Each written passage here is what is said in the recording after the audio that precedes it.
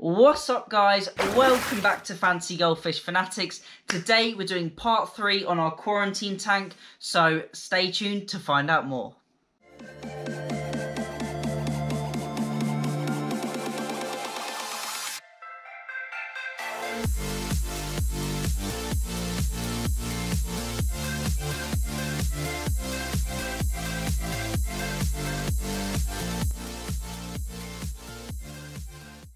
Hey Fanatics family, welcome back. Remember to check out the Facebook link in our description, and also remember to follow us on Instagram for some sneak peeks and some early insights into the videos to come. As I said, today we're going to be doing a little update on the quarantine fish, and also I'm going to give you another sneak peek at the fish outdoors to see how they're getting on. The green carpet algae is growing like crazy and I'm so happy. The tank is looking really good and all the fish are doing really well. Also, you may have known I had one fish that was sulking quite a lot and it wasn't too active and wasn't really part of the group of the other fish, so that's actually gone to another hobbyist nearby and he's going to try it in his system and see if he can perk it up. Maybe she needs a bit of spawning, or maybe just a different environment will kick things up, so it was worth a try. But on to today. So the quarantine fish are doing really well. They went through their white spot treatment, their anchorworm treatment, and unfortunately they started to get really cloudy mucus and some blood spots were starting to develop on their sides and they were getting really red, and I was really worried about them. So as you might have seen in my microscope video, I took them out of the water, did the mucus sample and a mucus scrape, put that under the microscope, and luckily no parasites were present, so I believe these fish are very clean. I thought possibly a bacterial problem, or maybe the water quality had diminished with the anchorworm treatment in, so I did a big 80% water change, and then I've added salt at 3 parts per thousand and also aquaflavin, and within not even 24 hours, no redness at all, no blood spots. The fish have cleared right up. The mucus is still a little bit greyish and a little bit thick in some areas, but the fish are looking far better.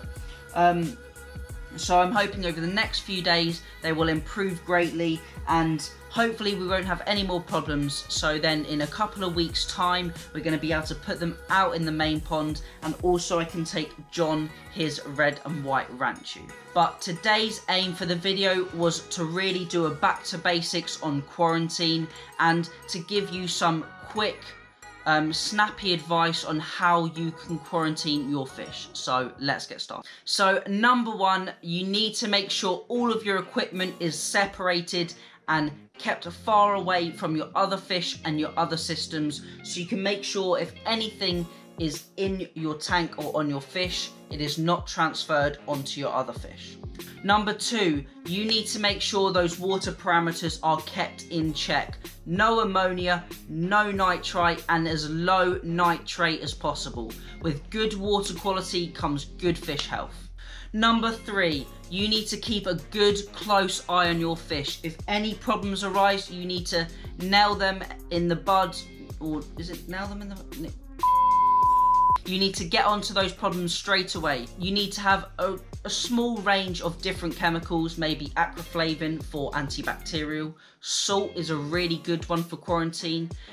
Possibly malachite, formalin, and maybe even methylene blue. So there's 5 potential treatments that you could have on hand for your fish that aren't too expensive and are very easy to obtain. Number 4, you need to make sure your quarantine tank is at the same temperature as to where you purchase your fish from. If they're imports coming in from Thailand or maybe China and the water is really warm, 28-30 degrees, unfortunately you're going to have to make sure they are that temperature, and also there's lots of aeration.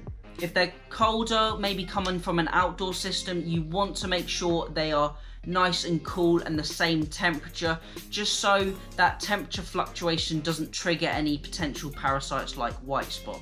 So those are my top 5 quarantine facts that I like to stick to. I'm just gonna now show you the fish in the outdoor pond. As I said, they were doing really well and we haven't had them on the video in a while, so I'm gonna cut to that and then I'm gonna finish up the video.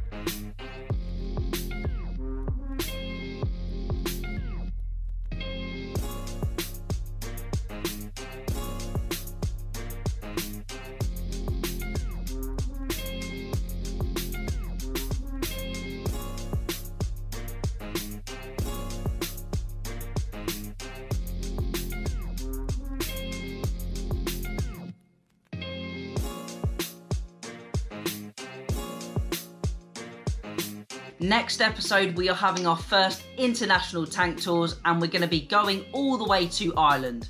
Joking, I'm not actually going to Ireland. We're going to be doing a virtual tank tours with a lady in Ireland, and I'm really excited for that one. We've also got many tank tours episodes coming up in the near future, so I'm really excited for that one. Thank you all for watching. Remember to keep those water changes up, and happy fish keeping.